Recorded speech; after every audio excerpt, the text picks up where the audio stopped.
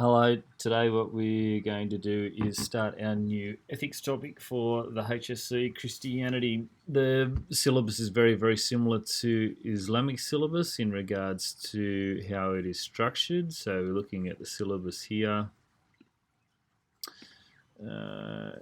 Islam, you can see Al-Ghazali is who we did. Ethics, one of the following ethical areas: ethical teaching in Islam, bioethics, environmental ethics, sexual ethics.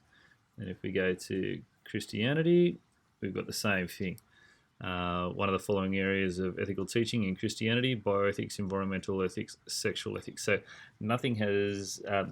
So the way that we approach it for ethics in Christianity, focusing in on bioethics, is very, very similar to how we did it in Islam. So we're going to choose the option of bioethics here.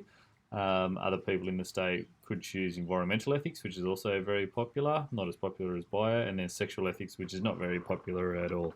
So where it fits in for us for Christianity, Paul of Tarsus here, linking in with bioethics, linking in with baptism. So after we've finished ethics, then we'll be working really hard on making the links between those areas, because where we see in this part of the syllabus, the study of Christianity is to be of the whole tradition where possible. So it's combining all three of those areas and making sure we look at our variants. So what does that mean for us in regards to our syllabus and our mind map? So this is the sheet which you'll have, and your job is to fill this in as we go. Okay, so here is our map. Fill in our origin, past, present, and future, remembering that the future is the hypotheses, creation, innovation area that really gets us into that band 6 territory. What a lot of us, I'm noticing that we need to work on are our quotes. Now that we're finishing off with bioethics, by the end of next week, you should have the 5 quotes for Christianity sorted, so that no matter whether you're doing St. Paul as our person, baptism as our practice, or bioethics,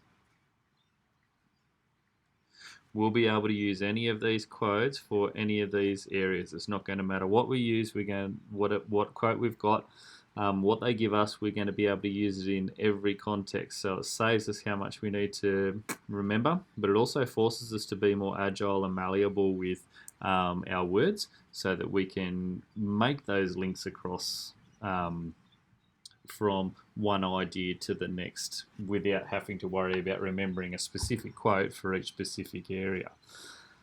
All right, so we saw that in the syllabus it told us that we needed to look at the whole tradition where possible, hence the origin, past, present, and future, but also our variants. In Christianity, their denominations, so we're looking at Protestant, which is many, many branches, Catholic, and Orthodox. So we have to keep in mind, just say when we're doing baptism, that we remember that not all denominations practice it. So we need to make sure that we're talking about the whole tradition, and we leave ourselves room when we're arguing something. Okay. So on the left-hand side of our map, we've got our sacred texts, where many of our quotes come from. Then we've got our principal beliefs,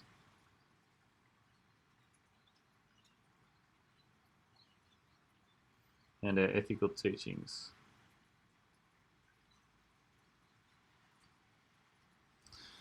Okay, so what does this mean for us? We've got 2 areas of ethics here. We've got ethical teachings, and we've also got bioethics. We have to be really careful with when we're showing the marker what we know, that we know whether we need to be talking about ethical teachings in general or bioethics in specific. There'll be another time where I'll show you how to make the distinction between them. I remember doing it for Islam, but I'll go through it again for Christianity. Okay, so looking at the principal beliefs of the tradition. Triune God.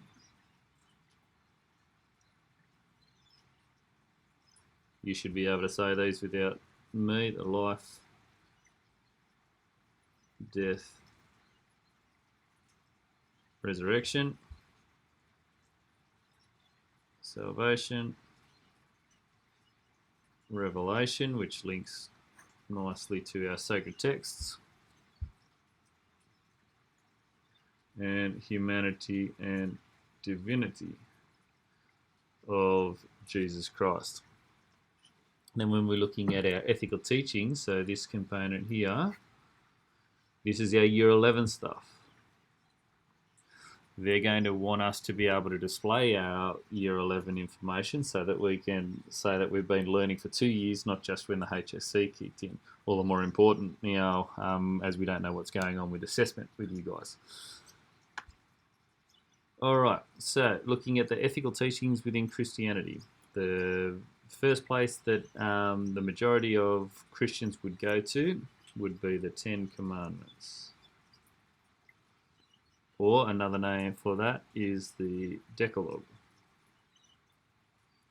Then we have so this is in the Hebrew Scriptures, or what is sometimes referred to as the Old Testament, but more politically correct is to call them the Hebrew Scriptures. And then the flip side of the Hebrew Scriptures are the Christian Scriptures, and that's where we have the Beatitudes with Jesus' Sermon on the Mount. It's sort of, back in the time, it was a new version of a 2,000-year-old tradition in the 10 Commandments, which came in the Torah. Then Jesus as well, whenever we're dealing with having any dealings with anyone about anything, or even with creation, Jesus' commandment of love.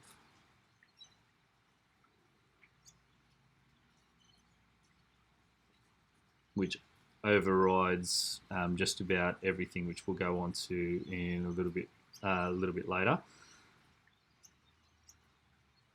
Then we've got things which are we will go through in this video, but a little bit more difficult to see and articulate.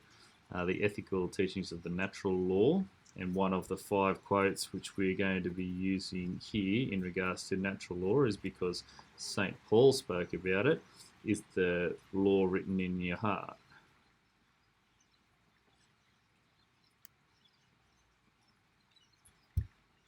And then we have the revealed law.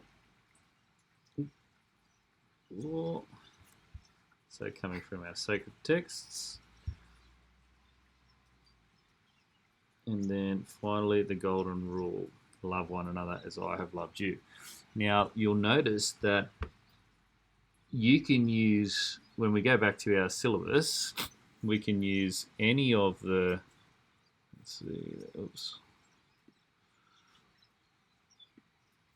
in regards to bioethics, environmental ethics, or sexual ethics, we can use any of the ethical teachings which I just outlined there for any of those areas. So we can use the 10 Commandments for a bioethical issue, the 10 Commandments for an environmental issue, and the 10 Commandments for a sexual issue. We could also use the law written in our hearts regarding to any of those. We can use the scripture regarding any of those, Jesus' commandment of love for any of those, and the golden rule for just about any of those. So what makes it distinctive is we have to narrow down then what that means for bioethics. And that's what we will have a look at in the next video.